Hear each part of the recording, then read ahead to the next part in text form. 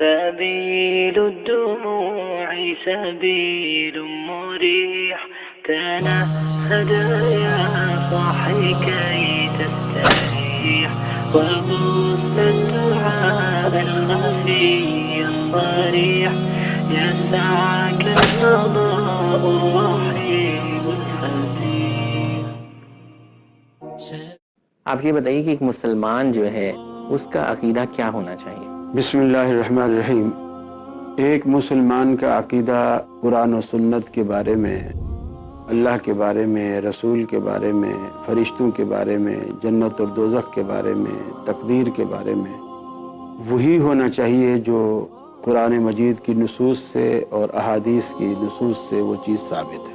چونکہ عقیدہ ایک بنیاد ہے مسلمان کی، مومن کی، اور اس کے لیے ہم نہ تو کوئی ضعیف روایت قابل قبول کر سکتے ہیں اور نہ ہی کوئی کسی کی رائے اور قیاس آرائیوں پہ ہم عقیدہ اور نظریات کی عمارت جو ہے وہ کھڑی کر سکتے ہیں. خالصتاً قرآن و سنت کی بنیادوں پر ہی استوار ہوگا. اب پہلی چیز جو اللہ رب العالمین نے اپنی توحید رکھی ہے، اب اس کے بارے میں آدمی اللہ رب العالمین کی ذات کو وہ تمام حقوق دے جس کا اللہ رب العالمین حق رکھتا ہے. اگر بندہ اللہ کو وہ حق نہیں دیتا ہے تو اللہ رب العالمین گلہ کرتا ہے، شکوہ کرتا ہے کہ ما قدر اللہ حق قدر، کہ ان لوگوں نے اللہ کی ویسی قدر نہیں کی جیسی قدر کرنے کا حق تھا. اور یہ بھی نا قدری ہے کہ اللہ کا کوئی ساجی بنائے، اللہ کا شریک بنائے، ذات میں، صفات میں، احکامات میں، عبادات میں اللہ کا کوئی ساجی بنائے، یہ بھی نا قدری ہے.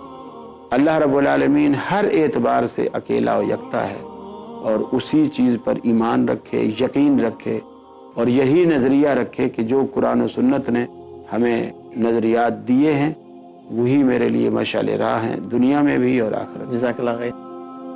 اللہ کے دین کی دعوت اور لوگوں تک پہنچانے کے لیے اس ویڈیو کو ضرور لائک، شیئر، کمنٹ اور سبسکرائب کریں.